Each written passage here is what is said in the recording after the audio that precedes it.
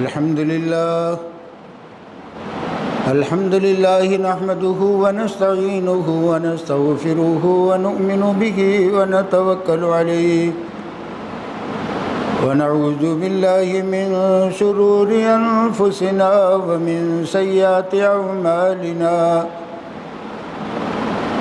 من يهد الله فلا مضل له ومن يضلله فلا هادي له ونشهد أن لا إله إلا الله وحده لا شريك له ونشهد أن سيدنا وسندنا وشفيعنا وحبيبنا ومولانا محمدا عبده ورسوله صلى الله عليه وعلى آله وأصحابه وبارك وسلم تسليما كثيرا كثيرا أما بعد فأعوذ بالله من الشيطان الرجيم بسم الله الرحمن الرحيم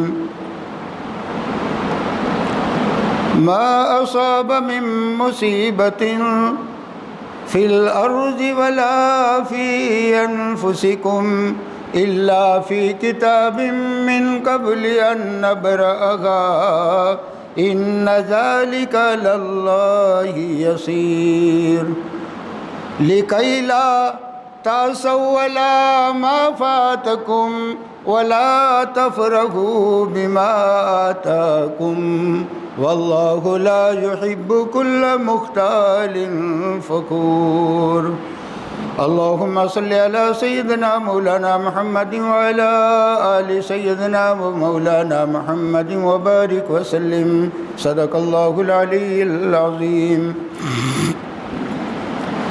میرے عزیزو، بزرگو، دوستو،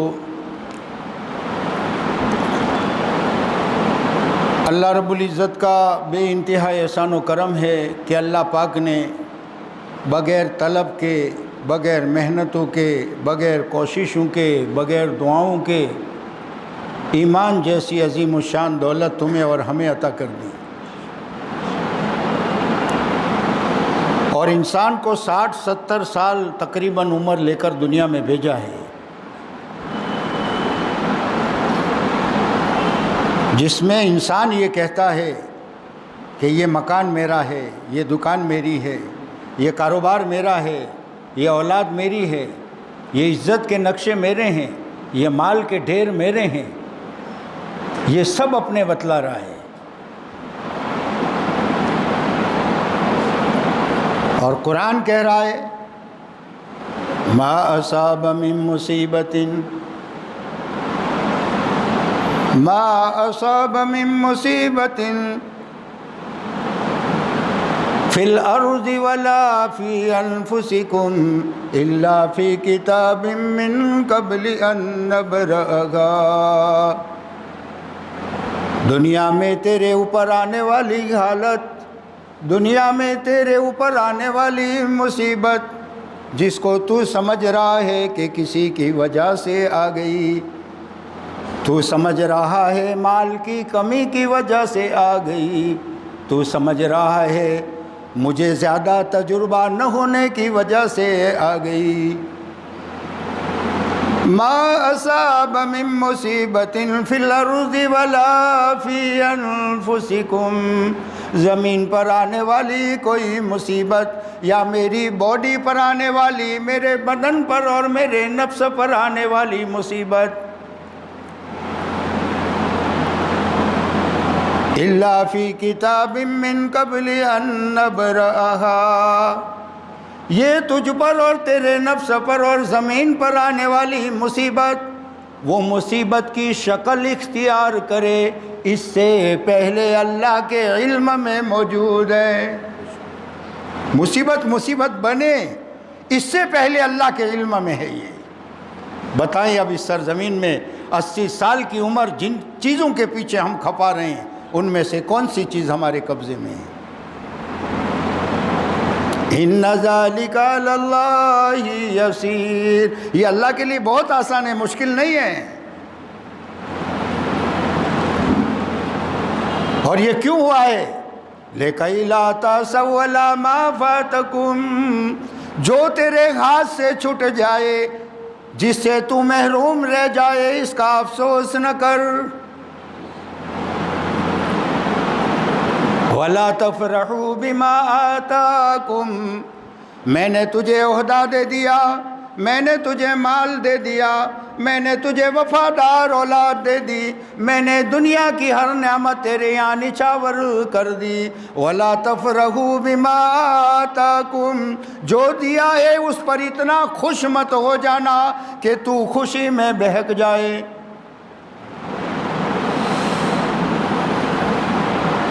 یہ قرآن کی آیت پکار کر میرے دوستو ہمیں یہ کہہ رہی ہے کہ ہوگا ہر وقت میں، راحت میں، چین میں، اطمینان میں، تکلیف میں، پریشانی میں، غم میں، ہونا وہی ہے جو مالک الملک نے طے کیا ہے۔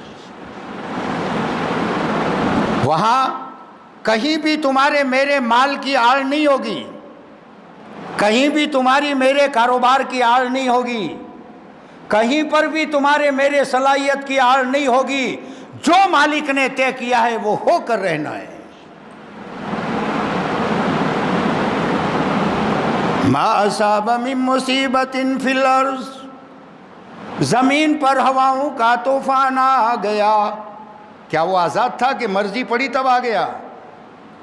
ما اصاب من مصیبت فی الارض الا فی کتاب من قبل ان نبرأہا، کیا نام تھا ہوائی طوفان کا؟ توت کا کیا تھا؟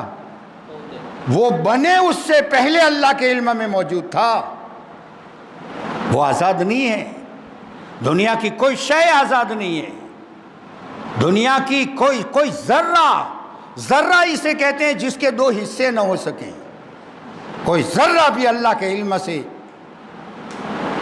دور نہیں ہے۔ وَمَا تَسْقُطُ مِن وَرَقَةٍ إِلَّا يَعْلَمُهَا، درخت کا کوئی پتا زمین پر گرنے سے پہلے اللہ کے علم میں موجود ہے۔ وَلَا حَبَّةٍ فِي ظُلُمَاتِ الْأَرْضِ، اور وہ دانہ جو تو نے زمینوں کے اندھیروں میں ڈال رکھا ہے۔ وَلَا رَطْبٍ وَلَا يَابِسٍ إِلَّا فِي كِتَابٍ مُبِينٍ، نہ کوئی تر نہ کوئی خشک، اللہ کے علم میں سب کچھ موجود ہے۔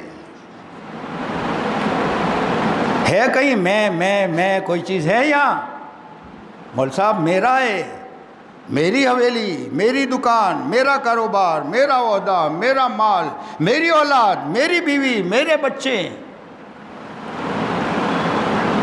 ایک اور اس سے اوپر کی چیز بتاؤں جو کلام پاک اپنی زبان میں سمجھا رہا ہے۔ وَمَا يَعْلَمُ جُنُودَ رَبِّكَ إِلَّا هُوَ، اللہ کے جو لشکر ہے وہ تم نہیں جانتے، اللہ جانتا ہے۔ اللہ کے لشکر کہاں ہیں؟ جنگلوں میں، پہاڑوں میں، سمندروں میں، کارے ہر جگہ۔ اگر تو نے میرے احکام سے بغاوت کی ہے تو اپنی بیوی کو بیوی مت سمجھنا، یہ میرے لشکر کا ایک فرد ہے۔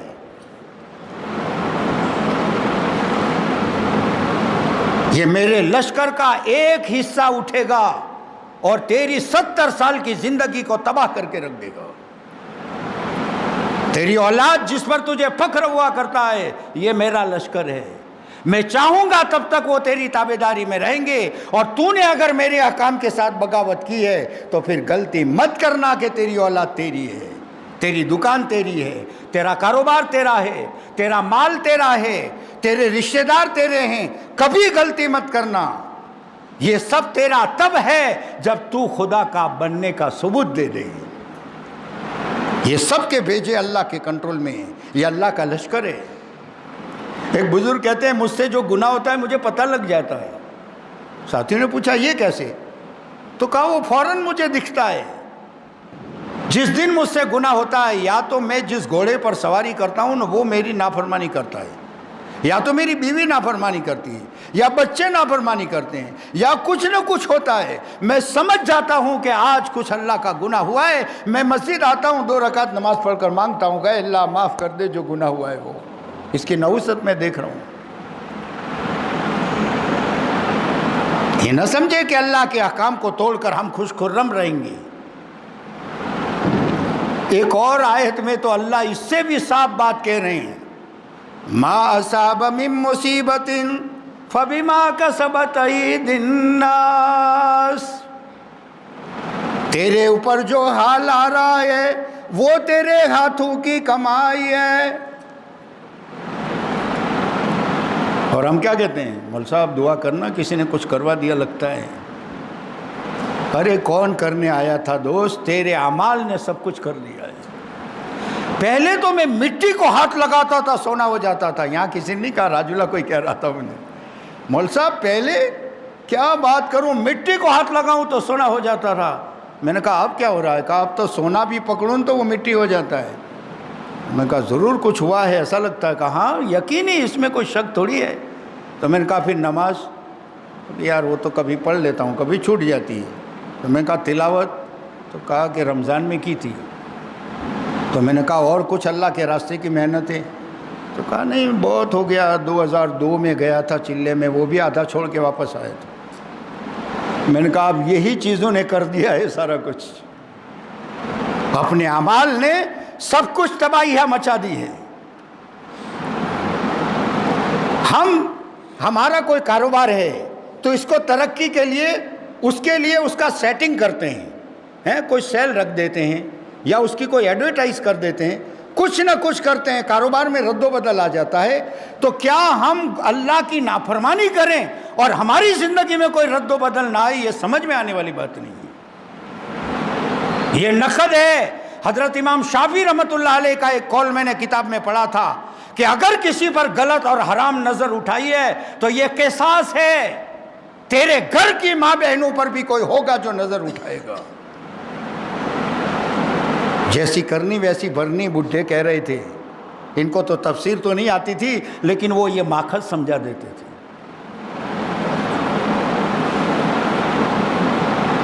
کوئی چارہ دنیا میں امن سے رہنا، چین سکون اطمینان سے رہنا اور ہمیشہ ہمیش کی آنے والی زندگی کو کامیاب کر دینے میں کوئی راستہ اللہ کو راضی کرنے کے علاوہ نہیں ہے۔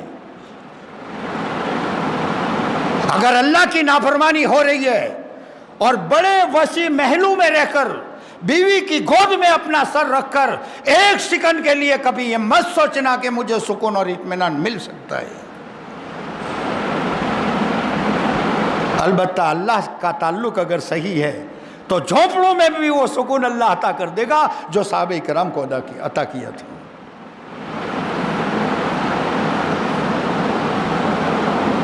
دنیا کی یہ مختصر سی زندگی کا ہمارا مقصد یہ ہے رب کو راضی کرنا۔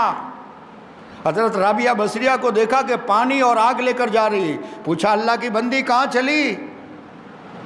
تو کہا کہ لوگ جہنم سے بچنے اور جنت میں جانے کے لیے میرے رب کی عبادت کرتے ہیں، میں چاہتی ہوں کہ جہنم کو بھی ختم کر دوں، پانی ڈال کر بجھا دوں اور جنت کو بھی جلا دوں اس آگ سے۔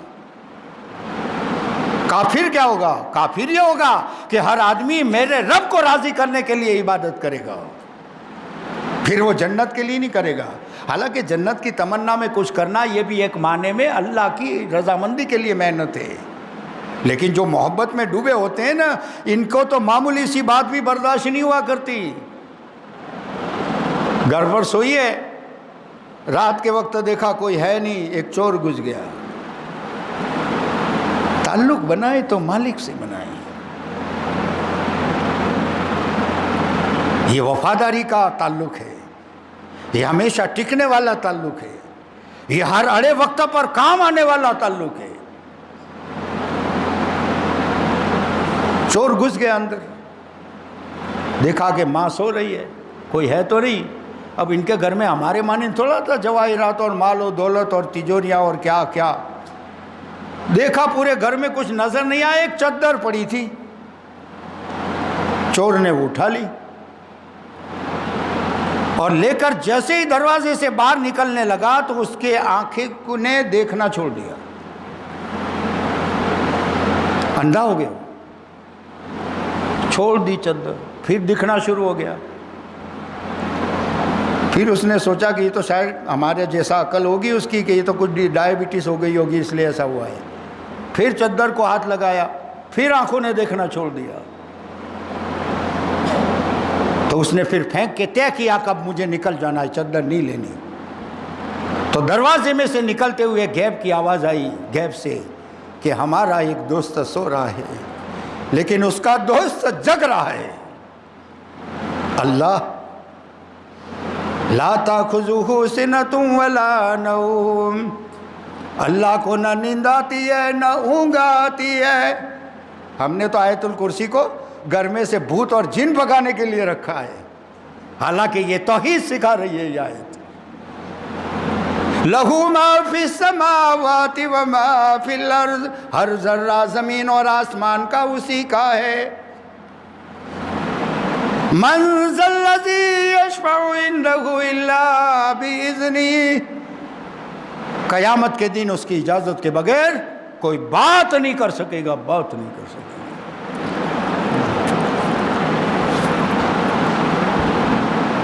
اتنی بڑی طاقت والا خدا ہے، اور تمہاری میری بھلائی اسی میں ہے کہ ہم اس کے ساتھ کچھ بنا کر رکھیں۔ ارے بیوی سے کوئی دن نہیں بن گئی تو دال سامنے آ جاتی ہے، اور اللہ سے اور مالک الملک سے جب نہیں بنے گی تو کیا کیا سامنے آنا ہے۔ جوانی کے گناہ تو بڑے پیارے ہوتے ہیں، لیکن اس کی پکڑ جب بڑھاپے کے وقت میں اللہ دیتا ہے تب آدمی کہتا ہے یہ کیا ہو گیا۔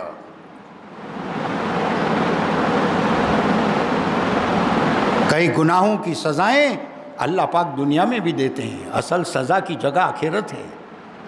ماں باپ کی نافرمانی کرو، دنیا میں سزا ہے۔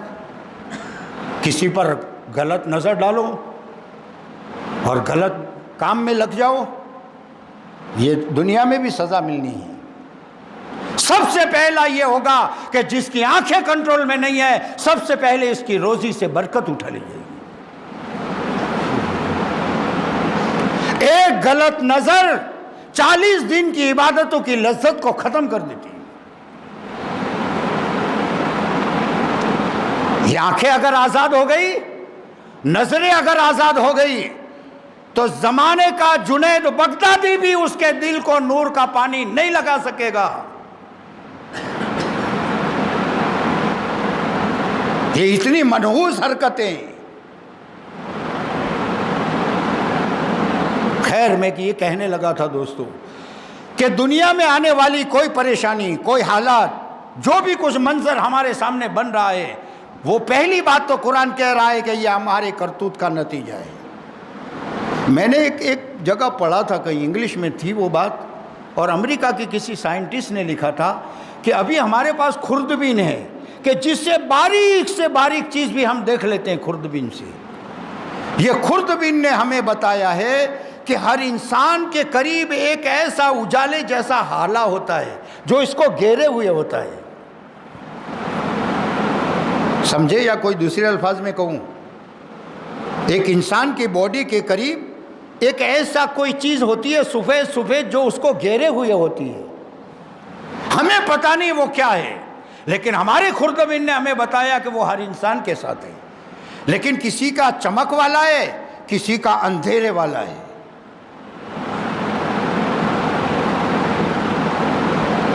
تو حضرت مولانا سجاد نعمانی اس کی تفسیر کرتے ہوئے یوں بتلاتے تھے کہ وہ یہ فرشتوں کی حفاظت کا جو پروٹیکشن ہوتا ہے نا، وہ نورانیت والا وہ دکھ رہا ہے، لیکن ابھی بہت کچھ ان کو تو آگے جانا ہے۔ مالک الملک نے جو ایجاد کیا ہے اور پیدا کیا ہے، اور مالک الملک نے جو بدیع السماوات والارض ہے، وہ تو ان کو پتہ ہی نہیں کہ کیا ہے۔ اسی لیے میرے عزیزو، جب دنیا میں کوئی بھی حال سامنے آ جائیں، مصیبت سامنے آ جائیں، وقت ہو گیا ہے، مجھے گھڑی اجازت نہیں دیتی، تو اس کا ایک علاج ہے۔ مصیبت آئے تو اس کا تذکرہ نہ کریں، یہ مصیبت سے بچنے کے راستے ہیں۔ مصیبت تذکرہ کرنے سے بڑھتی ہے۔ جناب بخار آ گیا ہے، گھر میں بخار آیا تھا، پورے محلے میں پتہ لگ گیا کہ بھئی مول صاحب کو بخار آ گیا، اور بخار سے پہلے 359 دن اس سال میں بخار نہیں آیا تھا، وہ کسی کو کہنے نہیں جاتا۔ ایک دن آیا، وہ کہنے جا رہا ہے۔ کوئی بھی مصیبت تذکرہ کرنے سے بڑھے گی اور خاموش رہنے سے ہلکی ہو جائے گی، آسان ہو جائے گی. جو مشکل ہے نا بہت بھاری، وہ ہلکی ہو جائے گی خاموش رہنے سے. کیونکہ اللہ تمہارا میرا معبود غیور ہے. نعمتیں تو کھا کھا کر دانت اور داڑھیں میری گر گئی، لیکن اس کی نعمت کا شکر کبھی نہیں ہوا. اور بخار آیا تو پورے محلے میں پتہ لگ گیا جناب بخار ہے. مثال سے شاید بات سمجھ آئے گی. 2 منٹ 5 منٹ. اپنے گھر پر دوست کو لے کر ہم جائیں اور دوست گھر پر بیٹھا ہے اور دوستی کی باتیں ہو رہی ہے. اس میں ہماری بیوی گھر سے ہمارے دوست کو یوں کہے کہ تمہارے بھائی کو سمجھاؤ، میں 3 مہینے سے کہہ رہی ہوں 1-2 جوڑی کپڑے لا کے دو، وہ نہیں دے رہے. اب سچ کہنا کہ اس کا کیا حال ہوگا اس آدمی کا.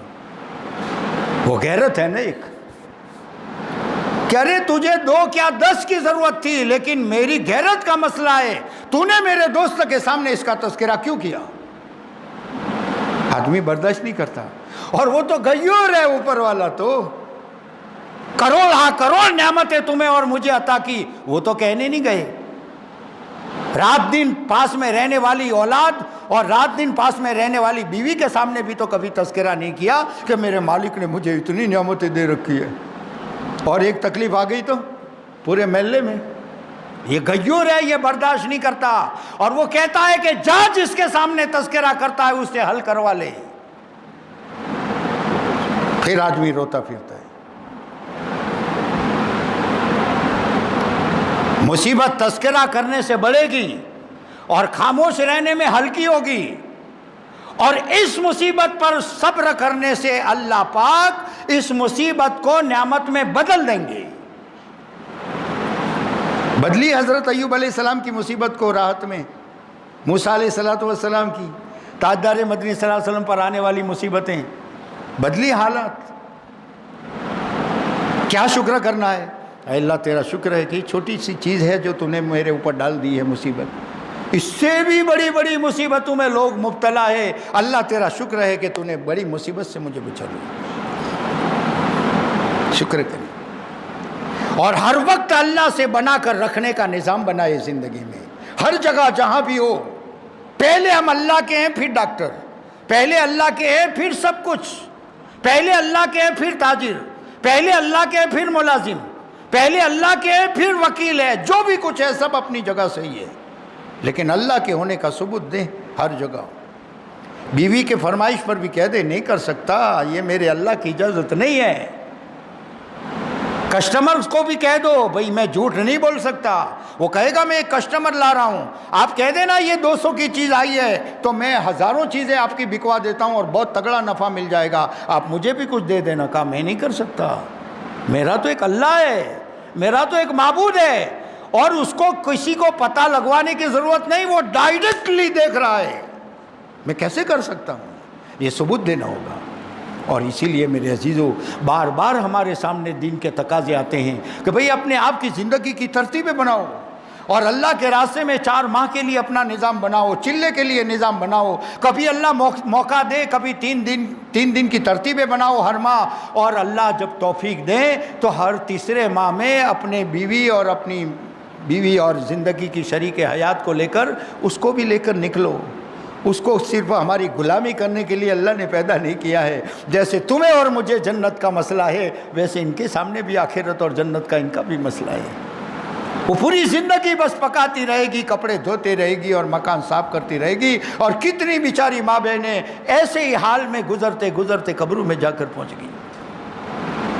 اس لیے ان کا بھی نظام بنائیں. اسی سلسلوں اور اسی فکروں کے سلسلے میں آئندہ کل ایک جوڑ رکھا ہے ماشاءاللہ آپ کی اسی مرکز پر. تو تمام احباب اس کی مسلسل دعوت چلائیں، اور دعوت چلا کر تمام احبابوں کو زیادہ سے زیادہ مقدار میں ساتھی جڑیں، اور جو دینی تقاضے سامنے آ جائے اس کو صحیح طریقے سے پورا ہوں، اس کی محنتیں اور فکر سارے احباب کریں. بھئی کریں گے. ان میں کوئی ساتھی ہے جن کی ہم نے کافی ساتھیوں کی ملاقات کی ہے جنہوں نے چلے میں ارادہ کیا ہے. 15 تاریخ کو ماشاءاللہ ہماری جماعتیں جا رہی ہے. ان میں ہے کوئی ساتھی کہ جنہوں نے نام لکھایا ہو؟ دیکھ لو نا میرے صاحب کوئی ساتھی ہوں آپ پہچان. بولے بھائی بولے. 15 تاریخ سے چلے کی جماعت جا رہی ہے. بولے کوئی چارہ نہیں ہے دوستو، کوئی چارہ نہیں.